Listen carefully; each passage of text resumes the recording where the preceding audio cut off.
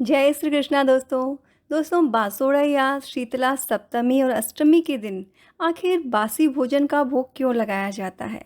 शीतला अष्टमी के दिन माता शीतला को बासी भोजन कराया जाता है, उसी का भोग लगाया जाता है और वही भोग प्रसाद के रूप में खाया जाता है।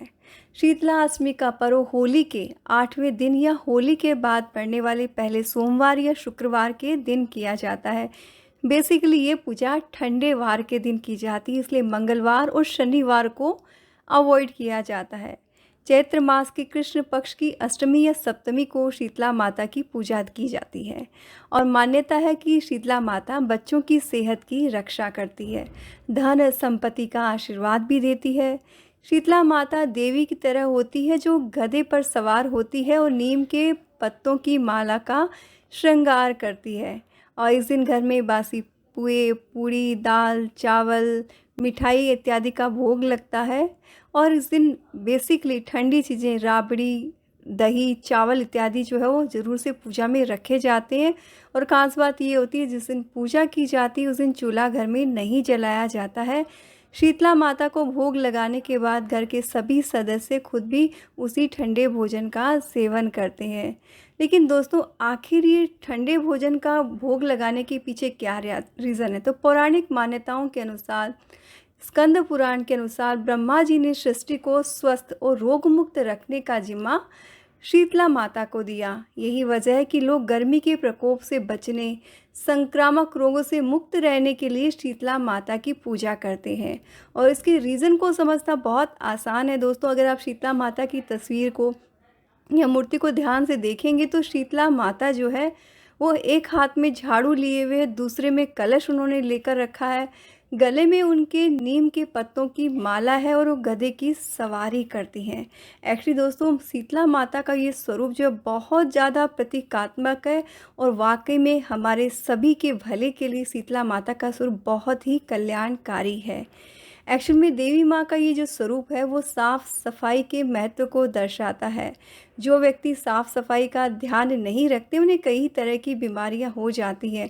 इसीलिए जैसे ही ऋतु परिवर्तन हो, बेसिकली हमेशा ख्याल रखना है, लेकिन ऋतु परिवर्तन के समय में ख़ास तौर पर साफ़ सफाई का ख्याल रखना बहुत ज़रूरी होता है।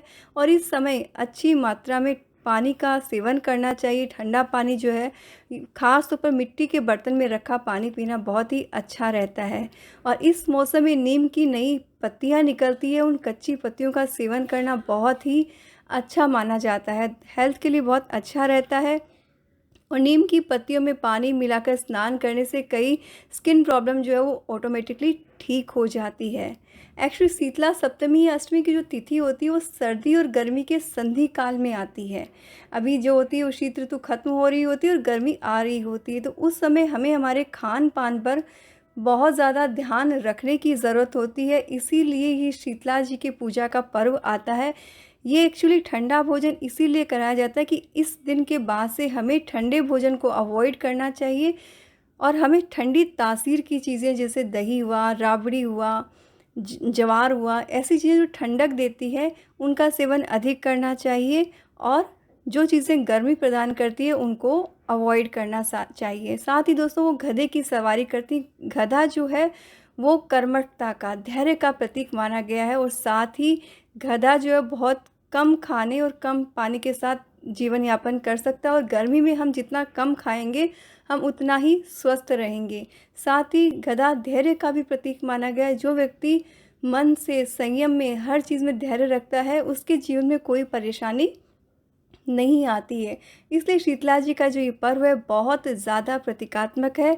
इसे पूरी मन और श्रद्धा से फॉलो करना चाहिए। और बेसिकली जो इसका उद्देश्य है कि साफ़ सफाई का ध्यान रखें, ठंडे पानी का सेवन करें, ठंडी तासीर की चीज़ें खाएं, इन चीज़ों पे हमें फोकस करना चाहिए। और मैं आपसे फिर से एक रिक्वेस्ट करूँगी कि शीतला माता के दिन आप जो भी भोजन आप भोग में लगाएं उसे बहुत अच्छी तरीके से मंदिर में चढ़ाएं।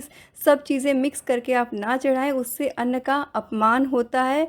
अगर आप उस तरीके से नहीं कर सकते तो आप अलग से प्रसाद एक थाली में निकाल कर किसी भूखे इंसान को खिला दें। उससे आपके मन को और खाने वाले दोनों के मन को बहुत ज़्यादा तसल्ली मिलेगी। दोस्तों अगर आप भी शीतला माता की पूजा करते हैं तो कमेंट में ज़रूर से लिखिएगा जय शीतला माँ।